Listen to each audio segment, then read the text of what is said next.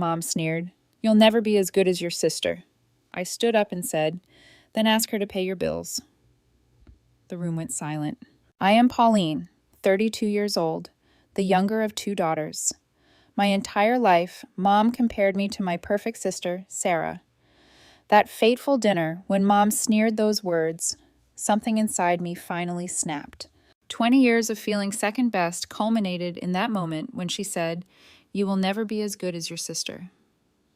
The silence in the room was deafening after I stood up and delivered the response I had held back for decades.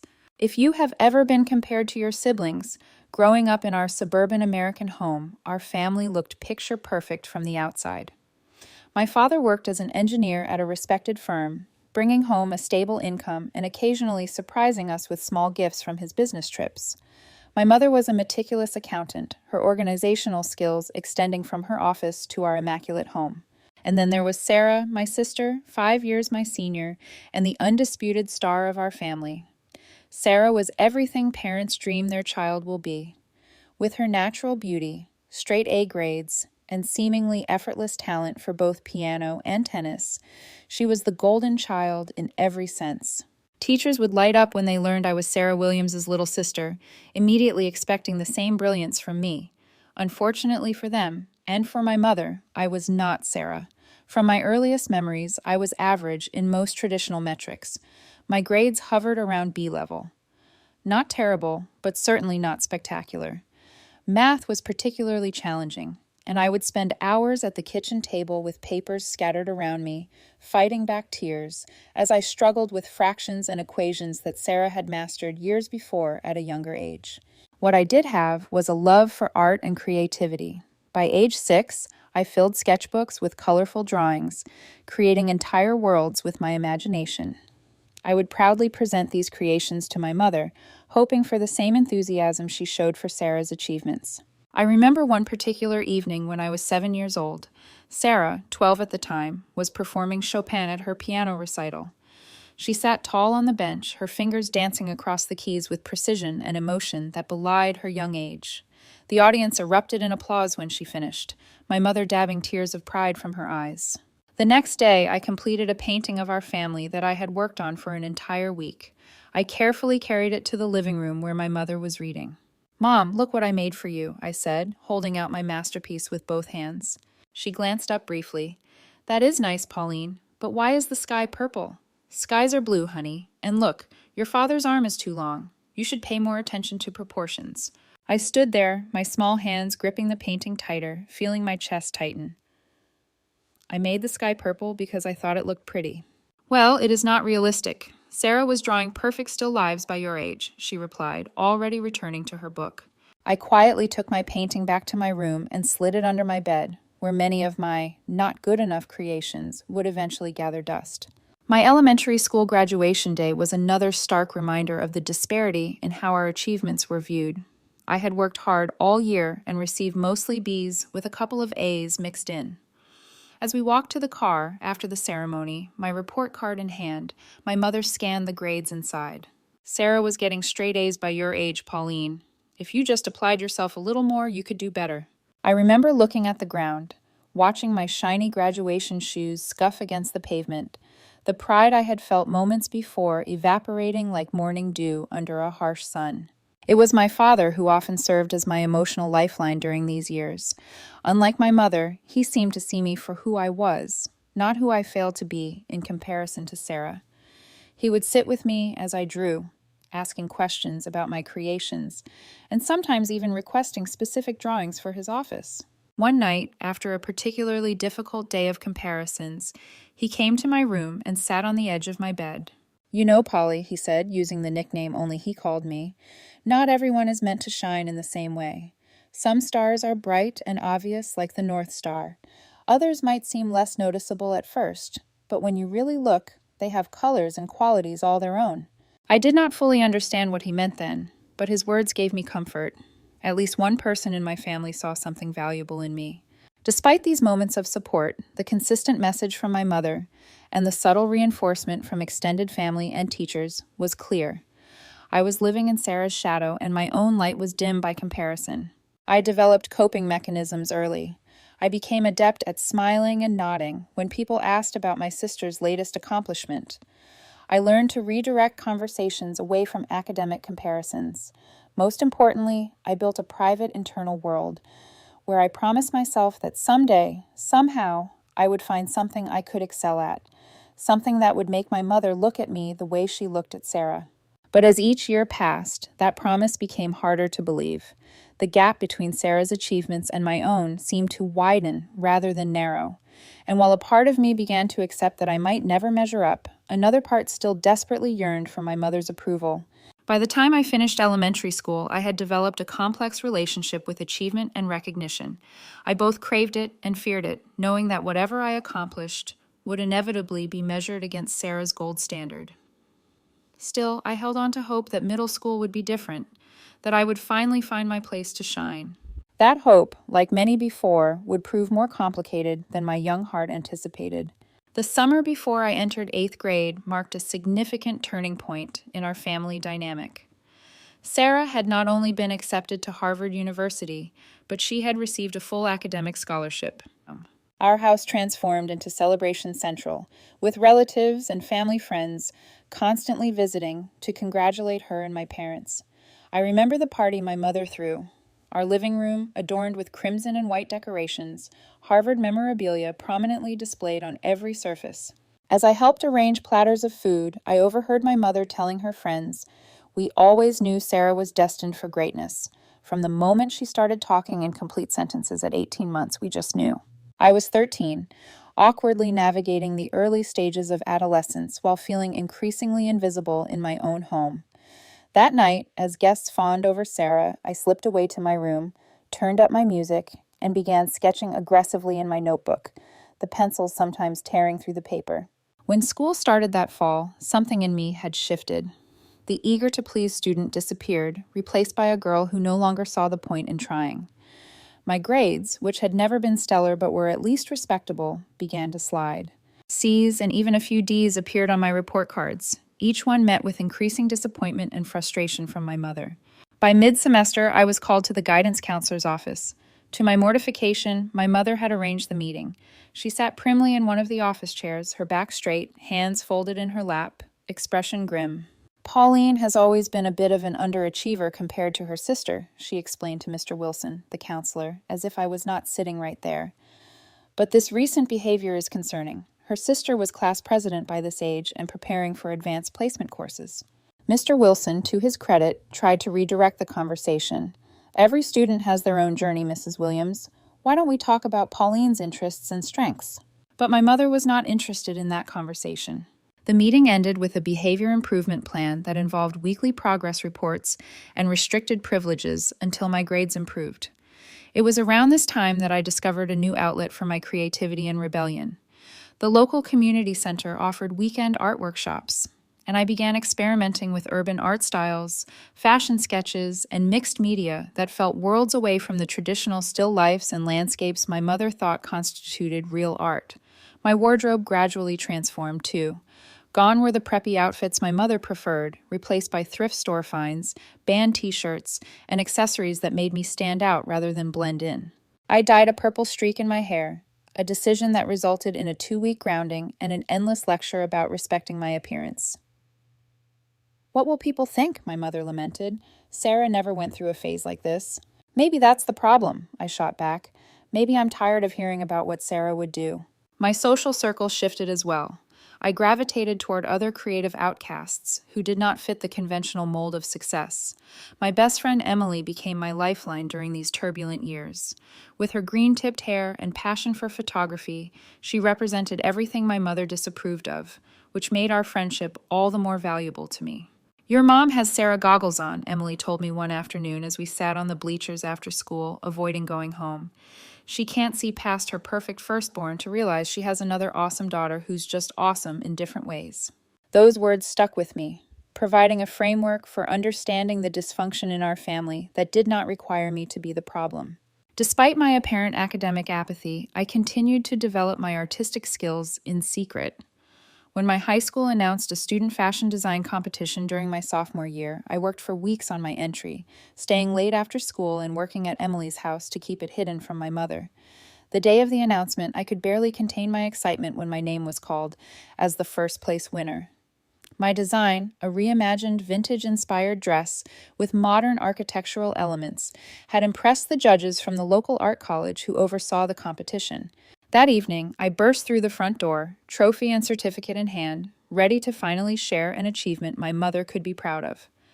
"Mom," I called out, finding her in the kitchen preparing dinner. "I won first place in the design competition." She looked up from the vegetables she was chopping, her expression more confused than pleased. "The what?" "The fashion design competition at school. Look!" I held out the trophy, a small figure holding a swatch of fabric aloft. She put down her knife and wiped her hands on a towel, examining my prize with a frown. "I didn't even know you entered a competition. When did you work on this? Is this why your algebra grade slipped to a C last month?" My heart sank. "Does it matter? I won, Mom, out of the whole school." She handed the trophy back to me with a sigh. "Pauline, if you spent half the time on your academics that you do on these art projects, you might actually have a future like your sister. Sarah was already preparing for college entrance exams by your age, not wasting time on hobbies."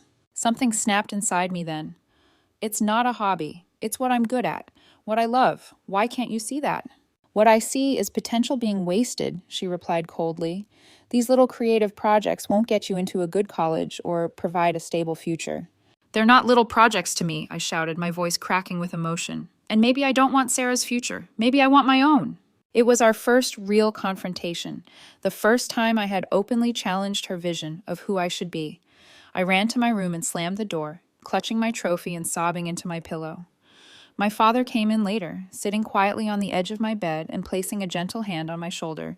"She just wants what's best for you," he said softly, though I could hear the doubt in his voice. "No," I replied through tears. "She wants what's best for her. She wants another Sarah." That night marked a turning point in my relationship with my mother. The unspoken tension between us had finally found its voice, and there would be no going back to polite pretending. The situation grew increasingly strained when Sarah graduated summa cum laude from Harvard and immediately secured a position at a prestigious law firm in Boston. Once again, our home became a shrine to Sarah's achievements. Framed diploma, law firm offer letter displayed on the refrigerator, constant phone calls from relatives congratulating my parents on raising such an exceptional daughter. All the while, I was preparing for my own graduation, applying to colleges with strong art and design programs, and trying to chart a course that felt true to myself. But with each step I took toward my own future, I felt the weight of comparison growing heavier, threatening to crush the fragile sense of identity I was building. When my college acceptance letters arrived, I received good news from several art schools, including a partial scholarship to the State University's respected design program. It was not Harvard, but it was exactly where I wanted to be. I imagined my mother would at least acknowledge this achievement, but her response was predictably underwhelming. "State University?" she said, eyebrows raised as she looked over the acceptance letter. "I suppose it's better than community college." Though Sarah had offers from Ivy League schools across the board, I had anticipated this reaction and was surprised to find it hurt less than expected. Perhaps I was finally developing immunity to the constant comparisons. Or maybe I had simply reached the limit of how much I could care about her approval. Move-in day at the university dorms brought a sense of liberation I had never experienced. My small but bright room, shared with a music major named Zoe, who spent most of her time in practice rooms, became my sanctuary. For the first time, I could decorate my space exactly as I wanted, work on my designs at any hour, and exist without the looming shadow of Sarah's perfection. The first few weeks of classes were overwhelming but exhilarating. I found myself surrounded by people who thought visually, who valued creativity and original perspectives. In my Introduction to Fashion Design course, I met Professor Linda Carter, a former designer for major fashion houses who had returned to academia to nurture new talent. After our third class, she asked me to stay behind. My stomach tightened, conditioned to expect criticism when singled out by authority figures. "Your preliminary sketches show real promise, Pauline," she said, flipping through my work. "There's a distinctive point of view here, raw, but with strong instincts for proportion and unexpected detail." I stood frozen, unsure how to respond to praise that felt so foreign. "Thank you," I finally managed. "I see a lot of students with technical skills," she continued, but fewer with authentic vision. Keep developing this voice. It's what will set you apart in this industry. I walked out of that classroom feeling taller somehow, as if her words had physically straightened my perpetually hunched shoulders. Someone who knew what they were talking about saw value in my work, not in comparison to anyone else, but on its own merits. As the semester progressed, I began to find my rhythm academically and socially. I joined the university's fashion society and made friends with other design students who shared my passion. For projects, I developed a style that blended structured tailoring with unexpected materials and street art influences, a combination Professor Carter encouraged me to refine. In my sophomore year, I met Jason in a color theory class. He was studying graphic design. Quiet, but with a quick wit that emerged once you got to know him. Unlike the guys I had casually dated in high school, Jason was genuinely interested in my work and ambitions. He would sit for hours in the studio while I draped fabric on dress forms, offering thoughtful feedback and bringing me coffee during late-night creative sessions. Our relationship developed slowly, built on friendship and mutual respect. He never made me feel like I was competing for attention or validation, something I had not realized was possible in a relationship. Despite the positive changes in my life, the weekly phone calls with my mother remained an exercise in patience.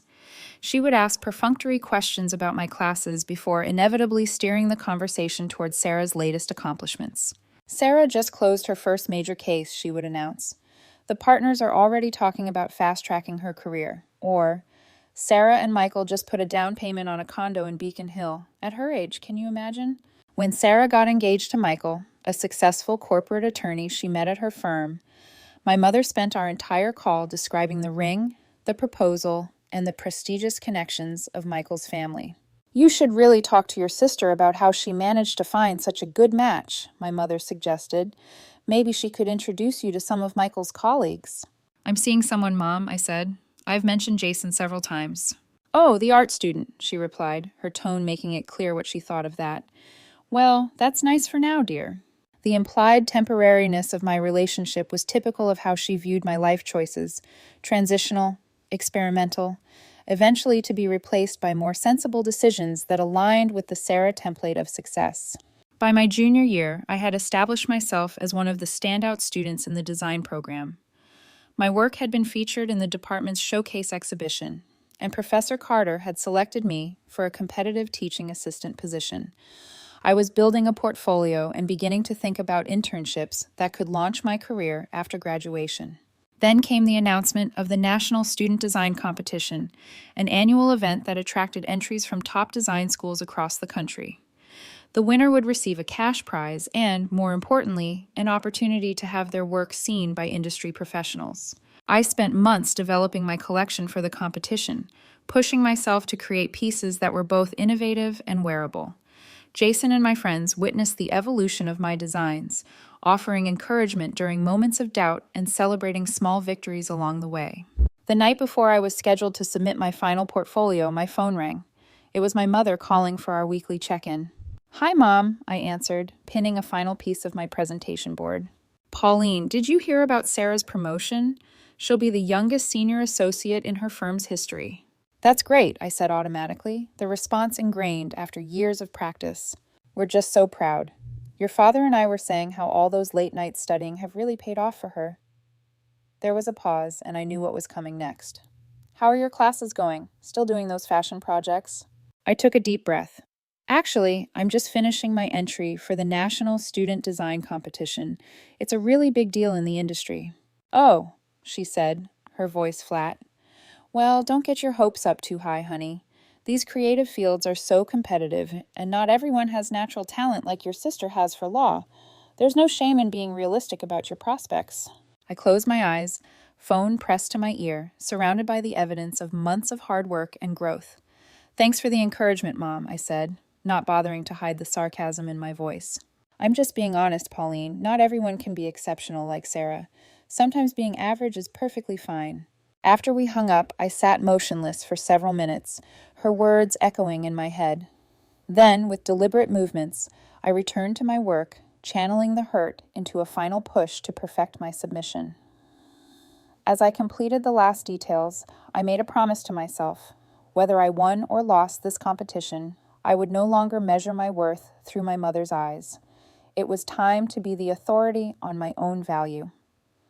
I graduated from State University with honors in design, an achievement that felt monumental to me, but was acknowledged by my mother with only a brief, "That's nice, dear," before she returned to discussing Sarah's latest courtroom victory.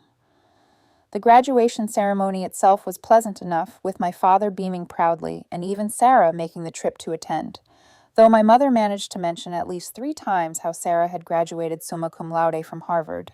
Armed with my degree and portfolio, I secured an entry-level position at Meridian Designs, a small but respected studio that created costumes for independent films and smaller theater productions. The pay was minimal, barely enough to cover my share of rent in the 2-bedroom apartment I found with a fellow graduate, but it was a foot in the door of an industry notoriously difficult to break into. My first months in the professional world were a harsh adjustment. The glamour I had associated with fashion design was quickly dispelled by the reality of tedious tasks, tight deadlines, and demanding clients. Most days were spent making minor alterations to existing designs or sourcing materials within impossibly tight budgets. Meanwhile, Sarah had been promoted again, becoming the youngest partner in her firm's history. My parents threw another celebration complete with champagne and catered food, which I attended with a fixed smile and a growing knot in my stomach. The contrast between her corner office with a view of the Boston skyline and my crowded workroom in a converted warehouse could not have been more stark. "How is the costume job?" Sarah asked me during that party, making an effort to show interest in my life. "It's design, not just costumes," I corrected automatically, "and it's challenging, but I'm learning a lot." She nodded sympathetically. "Well, everyone has to start somewhere. I'm sure you'll move up eventually." Even from Sarah, who I believe meant well, the comment stung. There was always the implication that my path was somehow less valid, less impressive, a stepping stone to something that more closely resembled her version of success.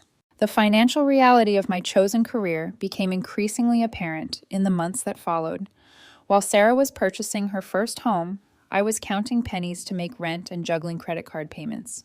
Jason and I had been dating steadily throughout this period, his own career in graphic design progressing somewhat more lucratively than mine, but the stress of financial insecurity began to strain our relationship. "Maybe you should consider a more commercial direction," he suggested one evening after I vented about a particularly difficult day at work. "There's nothing wrong with designing for retail. At least it pays better." "That's not why I got into this," I replied, frustrated that even he didn't seem to understand. "I don't want to create disposable fashion that ends up in landfills after one season." "I know, but you also need to live," he said gently. "You can barely afford groceries right now." The argument escalated, touching on deeper issues of ambition, practicality, and our different perspectives on career success.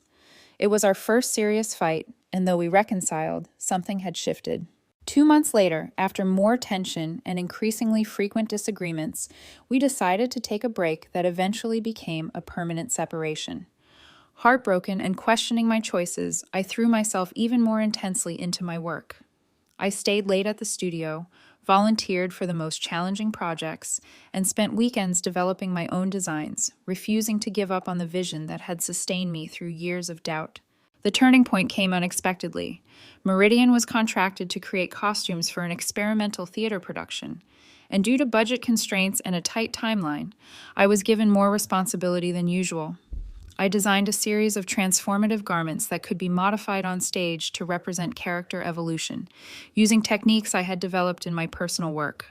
Opening night arrived, and I stood nervously in the back of the theater, watching as the actors brought my designs to life. The audience gasped audibly during a particularly dramatic transformation scene. At the after-party, the director made a point of publicly acknowledging my contribution. "The costumes were characters themselves tonight," he said, raising a glass in my direction. "Pauline Williams has created something truly special here." Among the attendees was a local fashion blogger who approached me for an interview about my design process. The article she published the following week caught the attention of Emma Wilson, a well-established designer known for her avant-garde creations and commitment to sustainable practices. To my shock, Emma emailed me directly, expressing interest in my work and inviting me to show her my portfolio. Our coffee meeting turned into a 3-hour conversation about design philosophy, innovation, and the future of fashion. By the end, she had offered me a position on her small but influential design team. The salary was still modest by most standards, but it represented a significant improvement in both my financial situation and professional standing. More importantly, it was validation from someone whose opinion I deeply respected. I called my parents that evening, eager to share what felt like my first significant professional breakthrough. "Emma Wilson," my mother repeated after I excitedly explained who she was and the opportunity I had been offered. "I've never heard of her. Is this still costume work?" "No, Mom, this is high-end fashion design. Emma's work has been featured in Vogue and worn on red carpets. This is a really big deal." "Well, that sounds nice," she said, her tone suggesting the opposite.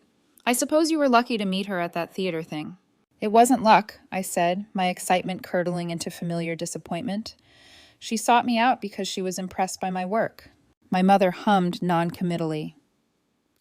"Speaking of impressive work, did Sarah tell you about her latest case? She's representing that technology company in the big antitrust suit. It's been in all the papers." I ended the call shortly after, promising myself that this would be the last time I sought her approval. My father called back 10 minutes later. "I just wanted to say congratulations, Polly," he said warmly. "I looked up this Emma Wilson, and her designs are remarkable. Different, like your work. I'm proud of you for catching her eye." His support meant everything, a small island of validation in a sea of indifference. But as I prepared to start my new position, I couldn't help wondering if I would ever stop measuring my achievements against the impossible standard of Sarah's success, or if my mother would ever see my path as anything but a pale shadow of my sister's brilliance.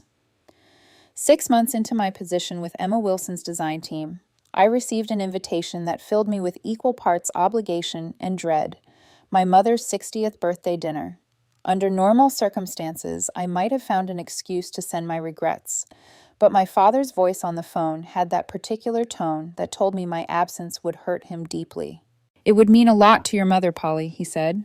"Sarah and Michael are coming in from Boston. It will be the whole family together." So I found myself on a Friday evening in early autumn, parking my second-hand car in the driveway of my childhood home, steeling myself for the inevitable comparisons and subtle put-downs that characterize family gatherings. I had brought a carefully selected gift, a vintage silk scarf in my mother's favorite colors that I had found at an estate sale and professionally restored. It was thoughtful, but within my limited budget, though I knew it would pale next to whatever extravagant present Sarah would undoubtedly provide. The house looked exactly as it always had, meticulously maintained and decorated with tasteful restraint. As I walked up the path to the front door, I could already hear voices inside, the familiar cadence of my family's conversation, bringing both comfort and anxiety. Sarah answered my knock, looking as polished and put together as ever in a tailored dress that probably cost more than my monthly rent. But her smile seemed genuine as she pulled me into a hug. "Pauline, you look great," she said, stepping back to examine me. "I love your outfit. Is that one of your designs?" I nodded, surprised by her interest. The dress I wore was indeed my own creation, a simple but distinctive piece with architectural details at the shoulders, made from repurposed vintage fabric. "The structure is amazing," she continued. "You have to tell me about your new job." Before I could respond, our mother appeared in the hallway behind Sarah. "Pauline, you're finally here," she said, moving forward to offer her cheek for the obligatory kiss. "We were about to start the appetizers without you." "Sorry, traffic was heavy coming out of the city," I explained, though I had actually been precisely on time. "Happy birthday, Mom." Dinner proceeded as expected at first. My father had prepared my mother's favorite meal, and the conversation revolved primarily around Sarah's work and her life with Michael in Boston. I picked at my food, offering appropriate responses when directly addressed, but otherwise fading into the background as I had learned to do years ago. Then, over the main course, Sarah cleared her throat and exchanged a meaningful glance with Michael. "Actually, we have some news," she announced, her face glowing with excitement. "I've been promoted to lead counsel for the firm's international division." My parents erupted in congratulations, my mother actually clapping her hands together in delight. And then Sarah continued, her smile widening, "We're expecting. I'm 3 months pregnant." The news of my impending niece or nephew momentarily overshadowed even the impressive career announcement. My mother's eyes filled with tears as she rushed around the table to embrace Sarah while my father beamed with grandfatherly pride. I offered my own sincere congratulations, genuinely happy for my sister, despite the familiar twinge of inadequacy her achievements always inspired. "A toast," my father declared, raising his glass, "to Sarah and Michael, and to the newest member of our family." We all raised our glasses, my mother dabbing at her eyes with her napkin. "My first grandchild," she said, her voice thick with emotion. "Sarah, you have always made us so proud. And now this. It's perfect." As the excitement settled and conversation returned to details of Sarah's pregnancy and plans for the baby's room, I found myself wanting to contribute something positive to the evening. Despite years of disappointment, some childish part of me still craved my mother's approval. "I actually have some news too," I said during a lull in the conversation. All eyes turned to me, and I felt a nervous flutter in my stomach. One of my designs has been selected for inclusion in the New York Fashion Week showcase for emerging designers. There was a moment of silence before Sarah spoke. "Pauline, that's incredible. New York Fashion Week is huge." My father reached over to squeeze my hand. "Congratulations, Polly. When is it? We should all try to be there." "It's next month," I replied, warmed by their reactions. "It's just one piece in a group showcase, but it's a big opportunity for exposure." I looked toward my mother, hoping for some sign of enthusiasm. Her expression was polite, but noticeably less animated than it had been moments before. "Is that so?" she asked. "Well, that sounds nice. Is it the main event or some sort of sideshow?" The dismissiveness in her tone was so familiar, it almost didn't hurt anymore, almost. "It's part of the Emerging Designers platform," I explained, keeping my voice even. "Many successful designers got their start there." She nodded, her interest clearly waning. "I suppose any exposure is good in your field." She turned back to Sarah. "Now, about the baby shower. I was thinking we could host it here, maybe with a garden theme since the due date is in spring." The conversation moved on as if my news had been nothing more than a minor interruption. I fell silent again, pushing food around my plate and wondering why I had bothered to share my achievement at all. Later, as we moved to the living room for coffee and birthday cake, my parents began discussing plans for their upcoming 40th wedding anniversary. "We were thinking of renting a venue," my father explained. "Nothing too elaborate, but something nice to mark the occasion." "Those places charge a fortune these days," my mother said, frowning. "I was looking at the Gardenia room, but their minimum is $3,000, not including food or drinks." "I could contribute," Sarah offered immediately. "Consider it part of your anniversary gift." "That's very generous, sweetie," my mother beamed. "Michael's firm must be treating you well."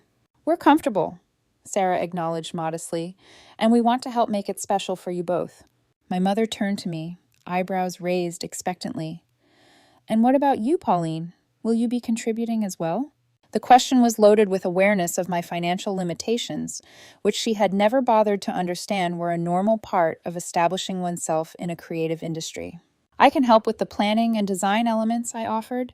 "I could create custom invitations and decorations that would cost a fortune if you hired someone." My mother's expression tightened. "I was thinking more of financial assistance. Pauline, your sister is offering to help with the actual expenses." "I know what Sarah is offering," I replied, an edge creeping into my voice. "I'm offering what I can." "Which is not much," my mother said, with a dismissive wave of her hand. As usual, the room grew uncomfortably quiet. Michael suddenly became very interested in his coffee, while my father shot my mother a warning look that she ignored. "I don't understand why you insist on struggling in this fashion hobby when you could have pursued something practical," she continued.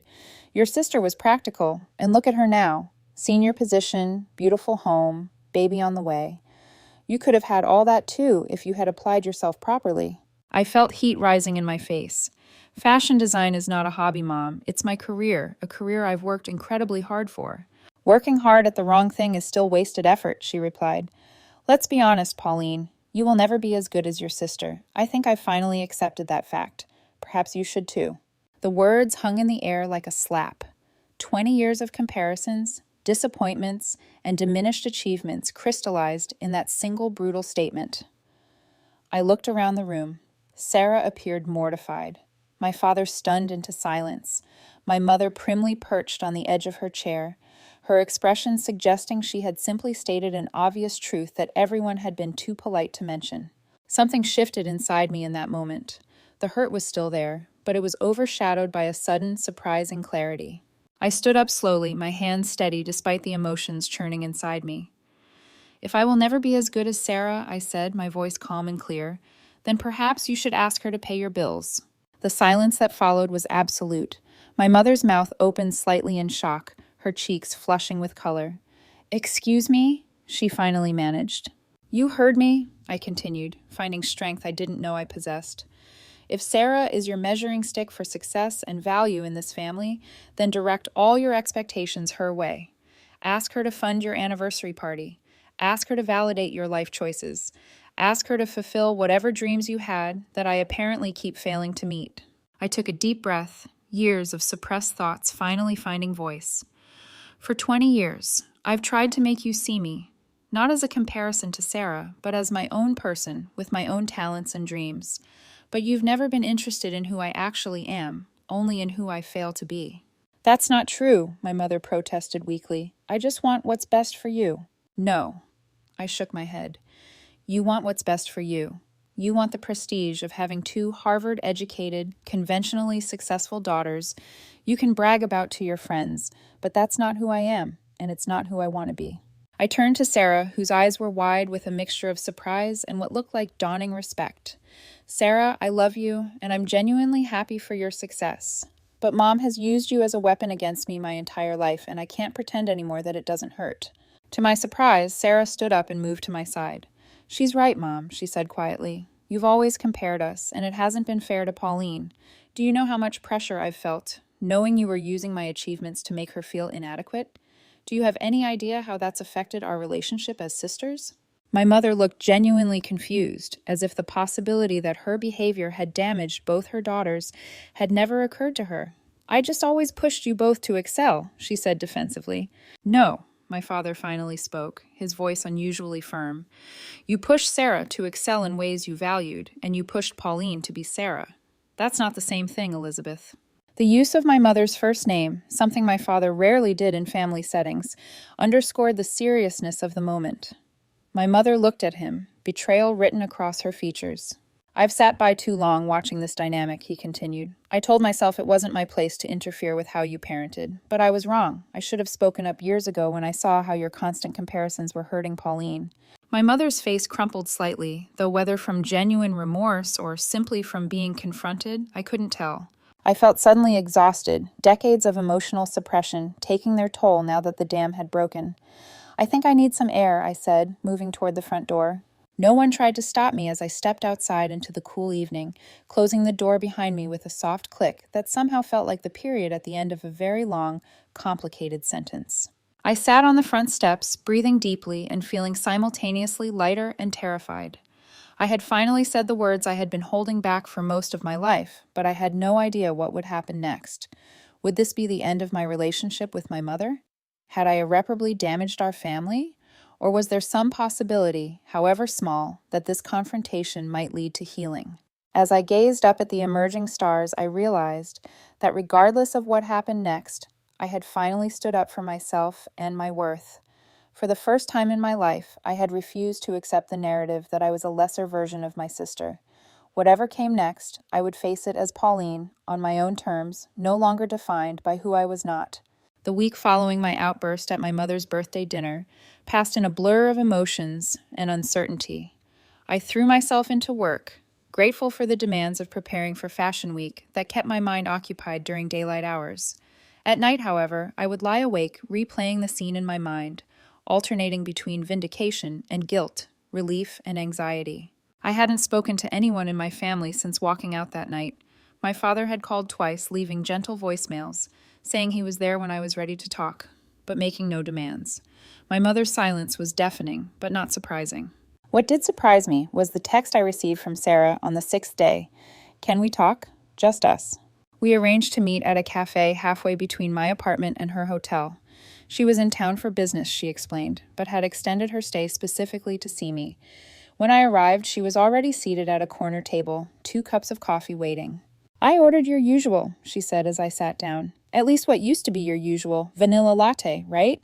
I nodded, touched that she remembered such a small detail about me. "Thanks." "How are you feeling?" I gestured vaguely toward her midsection. "Morning sickness is finally tapering off," she replied with a small smile. "But I didn't ask you here to talk about the baby. I wanted to talk about what happened at Mom's birthday." I tensed instinctively, preparing for criticism or an appeal to apologize for ruining the evening. Instead, Sarah reached across the table and placed her hand on mine. "I'm sorry," she said, her eyes sincere. "I'm so sorry that I never realized how much pain you were in, or how my achievements were being used against you. I should have seen it." The unexpected apology caught me off guard. "It wasn't your fault," I said automatically. "You were just living your life, being successful." "Maybe," she acknowledged, "but I wasn't being a good sister. I knew Mom compared us, but I convinced myself it was normal parenting, or that it would push you to find your own path. I never considered how damaging it really was." We talked for nearly 3 hours, truly communicating perhaps for the first time in our adult lives. Sarah shared her own struggles with our mother's expectations, the pressure she felt to maintain her perfect image, and her genuine admiration for my creative talents and determination. "You know what's ironic?" she said, stirring the remnants of her third cup of tea. "I used to be jealous of you." I nearly choked on my coffee. "Jealous of me? That's absurd." "Not at all," she insisted. "You always knew exactly what you wanted to do. You had this passion for design from the time you were little, and you never wavered. I fell into law because it was what was expected, what I was good at, but I never had that certainty, that fire you have." Her words shifted something fundamental in my understanding of our family dynamic. I had always seen Sarah as the golden child, effortlessly perfect and secure in her place. The idea that she might have envied aspects of my life had never occurred to me. "So what happens now?" I asked eventually. "With Mom, I mean." Sarah sighed. "She's hurt and confused. I don't think anyone has ever challenged her worldview like that before. Dad is finally standing up to her too. They're having a lot of conversations behind closed doors." As we parted with a genuine hug, I felt the first stirrings of hope that perhaps our relationship as sisters could evolve into something healthier, something based on mutual respect rather than competition. 2 days later, my father showed up at my studio during lunch break. I had texted him the address, but was still surprised to see him navigating the creative chaos of the workspace, looking simultaneously out of place in his button-down shirt and immensely proud as he examined the sketches and fabric samples strewn across my desk. "This is where the magic happens, huh?" he said carefully, picking up a design board for my Fashion Week piece. "Something like that," I replied, self-conscious, but pleased by his interest. "It's usually not quite this messy." We went to a nearby sandwich shop, where he asked thoughtful questions about my work before eventually steering the conversation to what we both knew was the real reason for his visit. "I owe you an apology, Polly," he said solemnly. "I should have protected you more. I knew what was happening, how your mother's comparisons were affecting you, but I took the path of least resistance. I would comfort you privately instead of challenging her publicly." "You were always my supporter, Dad," I said, meaning it. "I don't know if I would have survived that house without you." "Support isn't enough when injustice is happening," he replied. His eyes softened. "I failed you by not being your advocate when you needed one. I'm trying to make up for that now with your mother." He explained that my confrontation had forced both of them to examine painful truths about their parenting and their marriage. My mother was not having an easy time accepting her role in damaging our relationship, but she was at least beginning to question her behavior. "She may never fully understand," he warned. "She comes from a family where achievement was the only measure of worth. But she does love you, Pauline, even if she has a terrible way of showing it." The night before my Fashion Week debut, as I was making final adjustments to my piece, my phone buzzed with a text message. It was from my mother, the first direct communication since the birthday dinner. "Good luck tomorrow.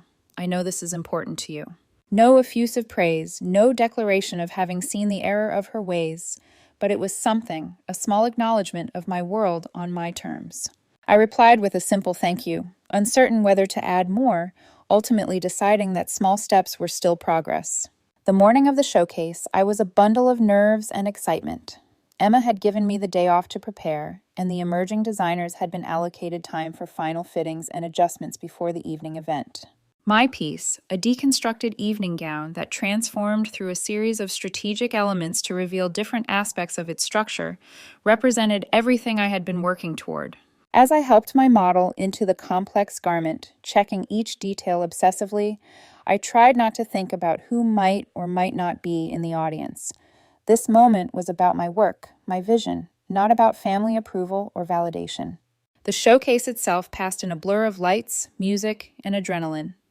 Standing backstage, I watched as my creation moved down the runway, the audience reacting with appreciative murmurs as the model demonstrated the transformative elements of the design. Emma squeezed my shoulder in silent approval, and I felt a surge of professional pride untainted by old insecurities. It was only after the showcase, during the reception that followed, that I saw them. My father was easy to spot, his height making him visible above the crowd, but it was the sight of my mother beside him that stopped me mid-conversation, and next to her, Sarah and Michael, all of them scanning the room, clearly looking for me. Emma noticed my distraction.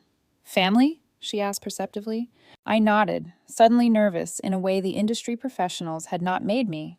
"Go," she encouraged. "I'll cover for you with the buyers for a few minutes." I made my way through the crowd, my father spotting me first and waving.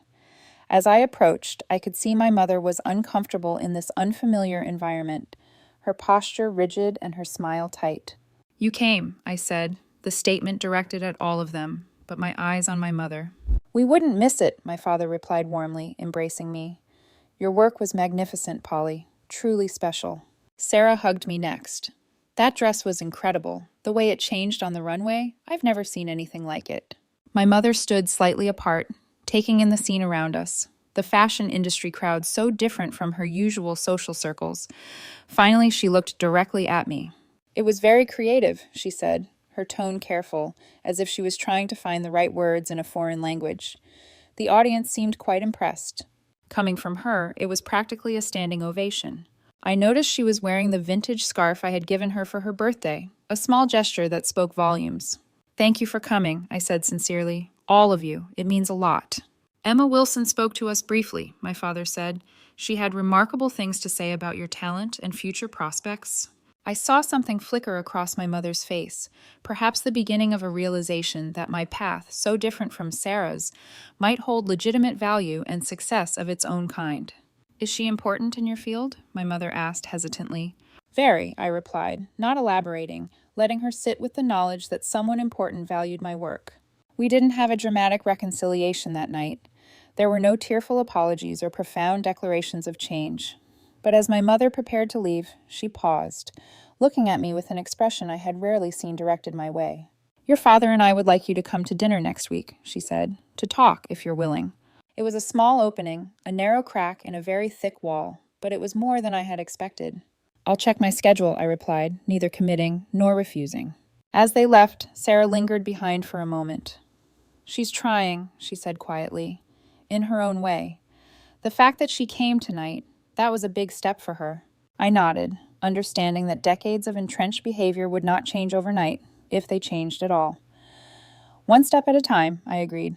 Returning to the industry reception, I was surprised to find that the anxiety that had always accompanied thoughts of my family had diminished somewhat. Whether or not my mother ever fully accepted my choices or valued my achievements on their own terms, I had begun the process of truly valuing them myself, and perhaps that had been the most important piece all along. 1 year after my confrontation at my mother's birthday dinner, much had changed in my life. The exposure from New York Fashion Week had led to valuable connections and opportunities, eventually allowing me to leave Emma's team, with her blessing, to establish my own small design studio. It was hardly an empire, just a modest space with 2 part-time assistants, but it was mine, built on my creative vision and determination. My designs had gained attention for their innovative structure and sustainability focus, earning features in several industry publications. The financial stability that had eluded me for so long was finally within reach, though I still lived simply compared to Sarah's lifestyle. My relationship with my family had evolved in ways both expected and surprising. My father and I grew closer than ever, his pride in my accomplishments now expressed openly and frequently.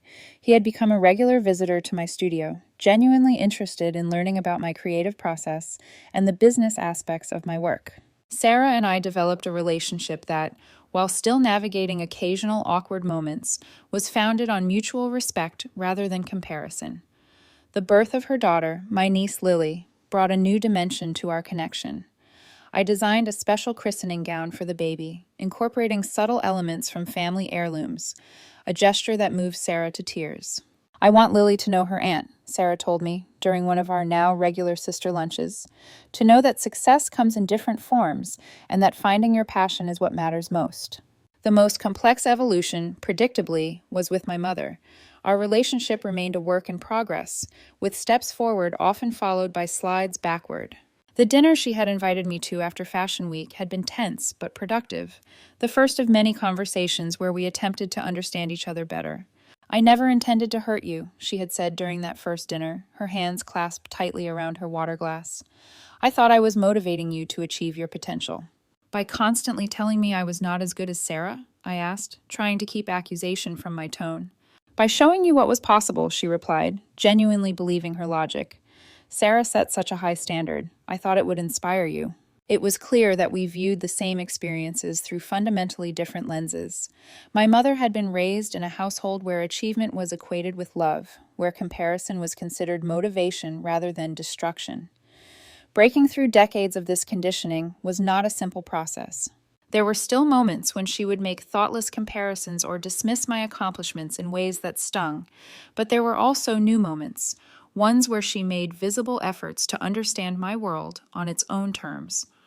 She had started asking questions about design and fashion, awkwardly at first, but with increasing genuine curiosity. She had even framed a sketch I had given her, displaying it prominently in their living room alongside Sarah's law school diploma. A small but meaningful gesture of equivalence. In my personal life, an unexpected reunion occurred. 6 months after Fashion Week, I literally bumped into Jason at an art exhibition, spilling his drink in a scene straight out of a romantic comedy. The years apart had matured us both, his career as a graphic designer having flourished while he developed a greater appreciation for pursuing passion over practicality. I was wrong before, he admitted during our first dinner catching up. I told you to compromise your vision for security, but watching you build something true to yourself has been inspiring. I should have supported you better. Our relationship rekindled slowly, both of us cautious after our previous ending. But there was a depth and understanding now that had been missing before. He understood my work ethic, my need to create on my own terms, and I appreciated his stability and thoughtfulness in ways my younger self had taken for granted. The most profound change, however, was internal. The confidence that had begun to emerge the night I finally stood up to my mother had grown stronger with each passing month. I no longer measured my worth through comparison to Sarah or anyone else. I had built a life that reflected my values and vision, one where success was defined by creative integrity and personal fulfillment rather than external metrics. This new self-assurance allowed me to recognize that Sarah, too, had been a victim of our mother's expectations in her own way. The perfect daughter role had come with its own pressures and constraints. Our conversations revealed how she had sometimes envied my artistic freedom while feeling trapped by the very success that had earned our mother's approval. Learning to forgive my mother was perhaps the most challenging aspect of my journey, not because she had made a complete transformation, but because I came to understand that true forgiveness was not about erasing the past or pretending the hurt never happened. It was about releasing its power over my present and future. You don't forgive for the other person, my therapist had explained during one of the sessions I had finally allowed myself to pursue. You forgive for yourself, to free yourself from carrying the weight of resentment. This perspective helped me maintain boundaries with my mother while still allowing our relationship to evolve. I learned to correct her when old patterns emerged without the conversation devolving into argument or retreat. I learned to appreciate her efforts, however imperfect, without requiring her to become someone she might never fully be. The culmination of this year of growth came at the opening of my first solo exhibition, a collection that explored transformation and resilience through sustainable fashion. I had invited my entire family, including extended relatives who had previously regarded my career choice with polite confusion. The gallery space was filled with fashion industry professionals, local artists, and potential clients. My father beamed as he moved through the crowd, proudly introducing himself as Pauline's dad. Sarah expertly worked on my behalf, her legal acumen surprisingly transferable to promoting her sister's creative business. And then there was my mother, initially out of her element, but making a visible effort to engage, to understand this world so different from her own. I watched from across the room as she studied one of my signature pieces, a jacket that incorporated repurposed vintage elements with modern structural techniques. I approached slowly, giving her time to form her own impressions without my influence. "What do you think?" I asked, finally standing beside her. She turned, studying my face before looking back at the design. "It's beautiful," she said with surprising sincerity.